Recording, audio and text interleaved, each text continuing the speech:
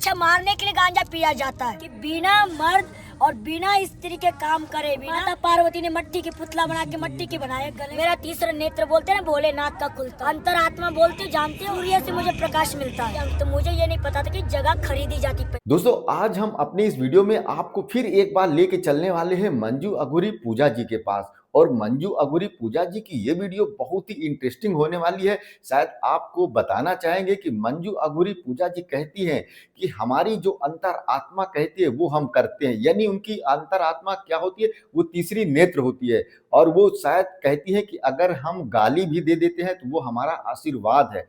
अब आप जरा सोचिए कि वो पूरे जीवन भर अभी तक वो कहती हैं, भाई मेरे को तो पता नहीं, लेकिन वो कहती हैं कि हम अन्न नहीं खाते हैं, सिर्फ ओस खाते हैं, चाय पीते हैं, नीम की पत्ती खाते हैं, लेकिन वास्तव में वो नीम की पत्ती खाती हैं, चाय पीती हैं। और अगर नीम की पत्ती नहीं मिलती तो वो चाय पीती हैं, पानी पीती हैं, इस पे वो रह लेती हैं। और जो उनकी अंतरात्मा कहती है, कभी बाबा बागेश्वर धाम के लिए, तो कभी भोलेनाथ के लिए, तो कभी नीम की पत्ती के लिए, कभी जड़ी बूटियों के लिए, तो कभी वो जो गड़ा हुआ धन के लिए, मतलब सारी बातें करती है। तो आज अपने इस वीडियो में आपको ले चलते हैं और पूरी उनकी अंतरात्मा की कहानी दिखाते हैं। तो बने रहिए हमारे वीडियो में इसी तरीके से। फिर आइए चलिए वीडियो की शुरुआत करते हैं। मैं नहीं नीम खा लो, मर्दों की तुम्हारी इच्छा नहीं जागे। कहते ना गांजा पीने से इच्छा मारने के लिए गांजा पिया जाता है। बोलते ना कि बाबा लोग गांजा क्यों पीते हैं, नशा चढ़ाने के लिए, नशाते धुत रहने के लिए। तो मैं कह रही हूँ बाबा लोग है ना, ये नीम खाना चालू कर दो, किसी स्त्री पे उठ के नहीं देखेगा। फिर बोलते हैं ना कि साधु महात्मा के 3 झटके से बच्चा पैदा करते हैं। 3 झटका से बच्चा पैदा कैसे होता है? आशीर्वाद तो भगवान का आशीर्वाद होता है। फिर भी तुम्हारे पास आशीर्वाद देते हुए भी जड़ी बूटी नहीं खाओगे, आदमी और स्त्री काम नहीं करोगे तो बच्चा कहाँ से पैदा हो? पहले ये सवाल का जवाब पहला है गवर्नमेंट से, मोदी योगी से। ये पहला सवाल है मेरे, ये बजरंगबली और योगी और मोदी से पहला सवाल है इस पूजा बेटी का, पागल अघोरी महात्मा का, कि बिना मर्द और बिना स्त्री के काम करे बिना झटके ते बच्चा कहाँ से पैदा? भोलेनाथ ने भी नहीं किया बच्चा पैदा, किया है क्या? माता पार्वती ने मट्टी के पुतला बना के मट्टी के बनाए गणेश और लक्ष्मी। जब आपने स्त्री धर्म चुना, जबकि उस समय ना ही तो हिंदू था, ना ही मुसलमान था, ना ही हिंदू सिखाई मुसलमान, कोरी मेहतर झाड़ू कोई नहीं था उस समय बेटा। जबकि भोलेनाथ माता पार्वती नहीं थे, उससे आगे भी जो नाग सर्प लोग थे ना, उसके बारे में कहानी और सुना सकती हूँ मैं। बहुत बड़ी बड़ी कहानी सुना सकती, क्यों कि मैं एक नागमणि माता के द्वारा ऐसी खोज में एक ही जगह पे बैठ के पूरे हिंदुस्तान का बता सकती हूँ। कोई मैं मोदी योगी ने, मैं हेलीकॉप्टर से नहीं जा रही हूँ। मेरा तीसरा नेत्र बोलते ना भोलेनाथ का खुलता है। मैं अपने अंतर्यामी से देख के बताती हूँ। क्या अंतरात्मा बोलते हो, जानते हो? अंतरात्मा नहीं जानते हो। सूर्य से मुझे प्रकाश मिलता है।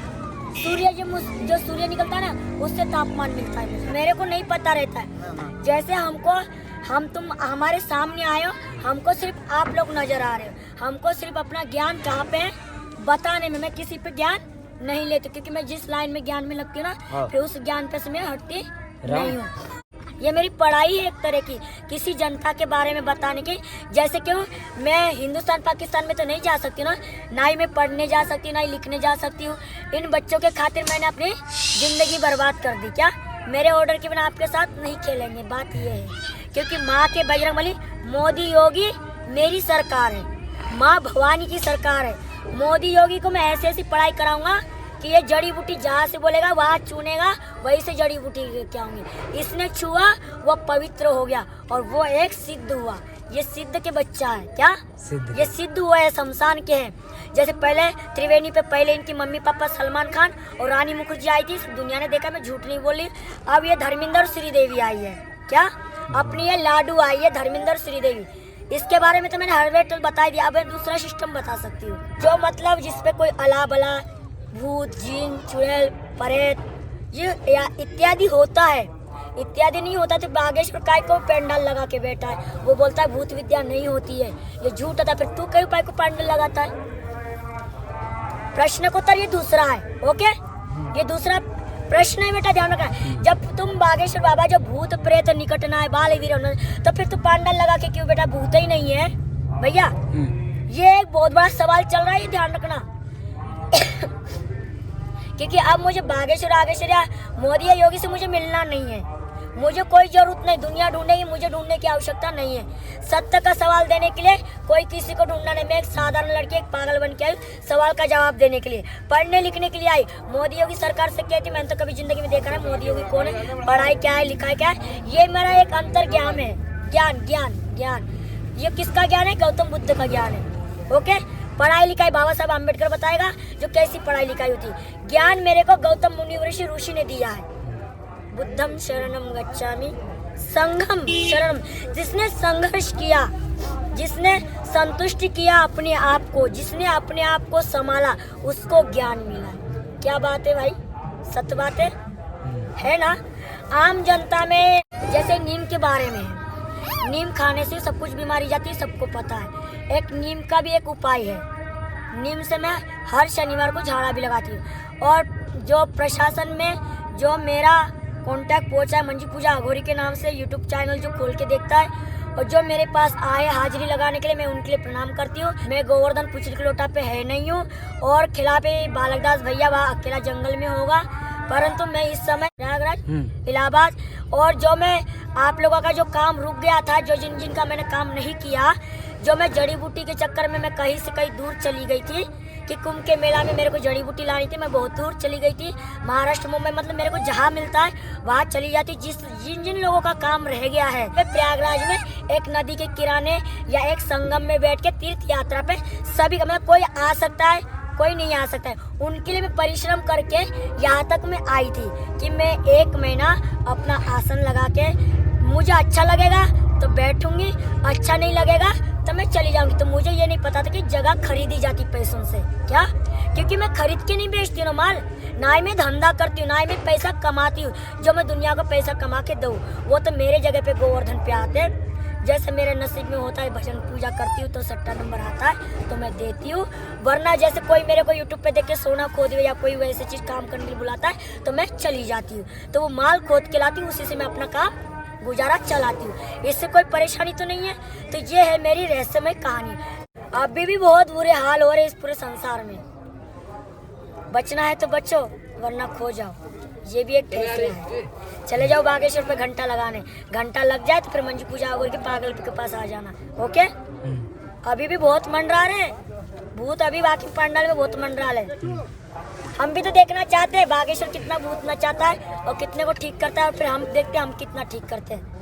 ये तो हो गया दूसरे की प्रशिक्षण। तो इसलिए है ना, आदमियों से जितने भी लोगों पे मेरी अर्जी लगी है, मेरा मोबाइल बंद है क्योंकि मैं जंगल में थी और मेरे भाई के यहाँ कोई बिजली नहीं है गोवर्धन पे, ताकि तुम्हारा हर एकदम मतलब मोबाइल चार्ज रही है, तुम्हारे लोगों से मोबाइल से बात हो, क्योंकि हर एक टाइम पे मुझको परेशान दी जा रही है, इसलिए मैं किसी का काम नहीं कर पा रही। और यहाँ पे भी मैं आई किसी का काम करने के लिए, त्रिवेणी पे सबके नाम से आहुति या हवन या पूजा पालागी करने के लिए। तो यहाँ मेरे को इसका गवर्नमेंट है ना, जहाँ कहीं भी हो, वृंदावन में, गोवर्धन में, कहीं भी हो, मेरे को मतलब भजन पूजा कहीं नहीं करने देते।